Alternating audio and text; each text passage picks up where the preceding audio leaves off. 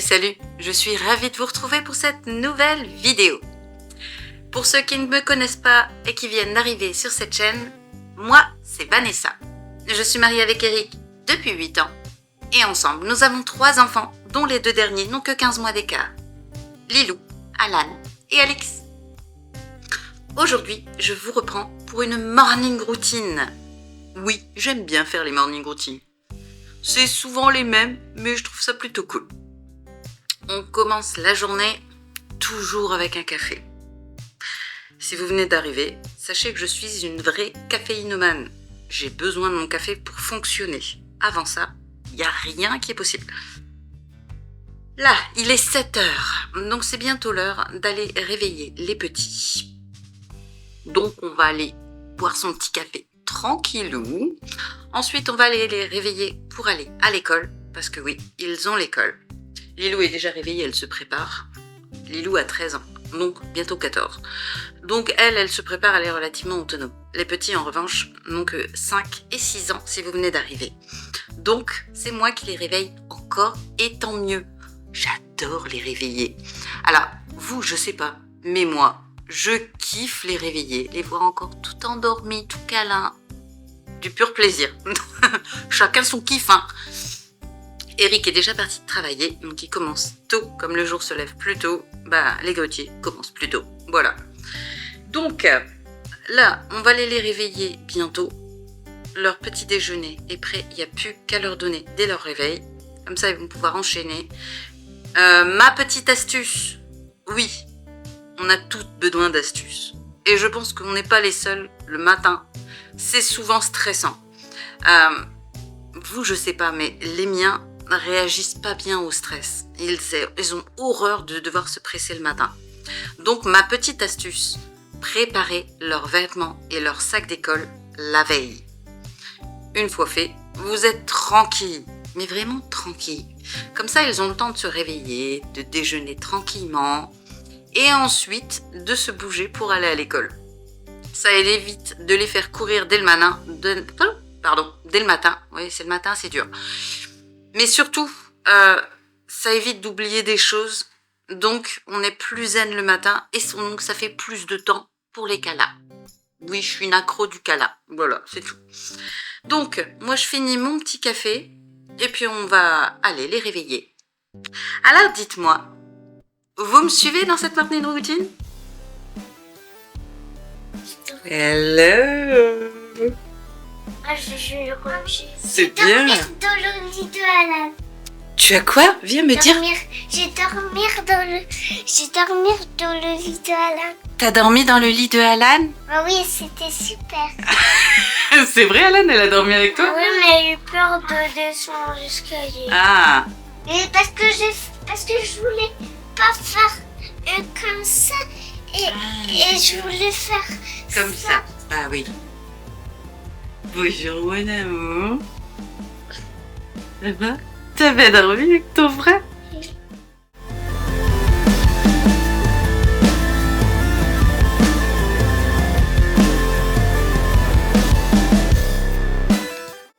Alors, les goûters pour Alan, ça sera des petits palmiers au chocolat.